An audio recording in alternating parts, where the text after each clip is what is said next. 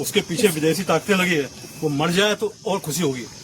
दोस्तों, मैंने कभी नहीं सोचा था कि हमारे देश के बुजुर्ग पढ़ लिख के इतना मूर्ख और जाहिल भी हो सकते हैं। आप लोग ये वीडियो देखिए। उसके पीछे विदेशी ताकतें लगी है, वो मर जाए तो और खुशी होगी। ठीक है, आप लोग भारतीय हो, क्या हो, तमाशा करते हो भाई, राष्ट्र के प्रति इतनी गद्दारी कर रहे हो।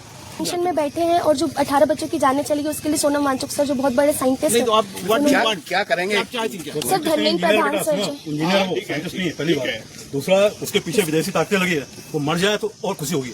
ठीक है, आप लोग भारतीय हो, क्या हो, तमाशा करते हो भाई, राष्ट्र के प्रति इतनी गद्दारी कर रहे हो। मैं देख रहा हूँ यहाँ जो है बैठे हुए हैं, जो वीडियो नहीं देखते उनको आप लोग बहका रहे हो।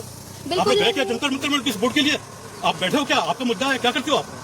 सर हम पढ़ाई कर रहे हैं अभी। किस क्लास में हो? BSc first year. नेट दिया आपने? नहीं दिया, फिर आपको क्या मालूम नेट की हकीकत क्या है? सर धर्मेंद्र प्रधान का हमने भी विरोध किया है और बीजेपी का आरएसएस के लेवल पे किया है। ठीक है, उनके पास इसको आराम से भी नहीं मैं आंसर नहीं, आप लोग नए लड़के और आप लोग मालूम ही नहीं कुछ। मैं क्या वो गद्दार आदमी है जो चाइना को सपोर्ट करता है, पाकिस्तान दौरा करता है, वो बांग्लादेश का जो राष्ट्रपति है उसके साथ गले मिलता है, जिसने हिंदुओं का कत्लेआम कराया। आप लोग ये चाहते हो इस देश में ये कत्लेआम हो? सर तेज आवाज में बोल के गलत चीज को सही नहीं कर सकते। नहीं तेज आवाज की बात नहीं। आप लोग जानते ही नहीं कोई चीज। देश के खिलाफ अभी जवानी है, खून गर्म है, इसलिए आप देश के खिलाफ कुछ भी बोल रहे हो। देश के खिलाफ नहीं बिल्कुल बोल रहे हो। बैकग्राउंड में क्या है आपके पास? आज संसद का घेराव है, काहे के लिए घेराव भाई? जाके धर्मेंद्र प्रधान के घर का घेराव करते। और कौन आ रहा है? पूरे जितने गद्दार नेता है वो सब आ रहे हैं इसमें।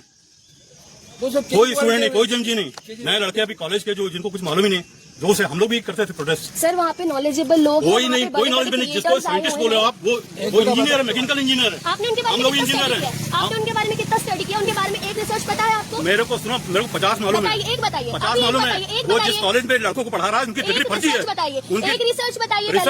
एक भी याद भी नहीं होगी। अरे बेटा, मेरे खुद के जो है ना, वो आदमी इतना पढ़ा नहीं है। शांति से बात करो ना। आप हमें बोलने दे रहे हैं। इंटरनेशनल रिसर्च पे अवार्ड मिला है, मालूम है?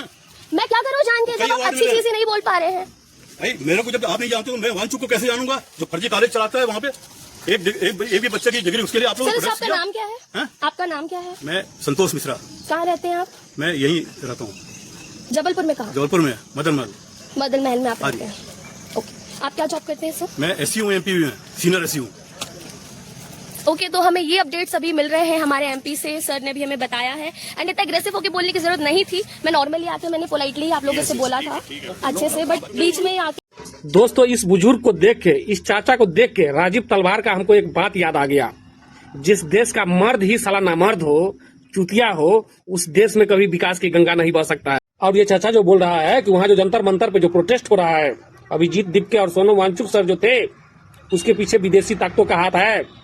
अबे चाचा, कौन देश चाहेगा कि हम अपना देश छोड़ के हिंदुस्तान में शिक्षा में सुधार हो? किसके लिए लड़ रहा है? शिक्षा में सुधार लाने के लिए ना। कौन देश चाहेगा कि हिंदुस्तान के शिक्षा में सुधार हो? अगर विदेशी ताकतों का हाथ रहता ना, तो कहीं पे बमबारी कराता, बम कांड करवाता। पढ़ाई लिखाई करके पिछवाड़े में ठूस दियो का? चूतिया समझ रहे हो इंडिया के जनता को? बीजेपी का चमचा साला।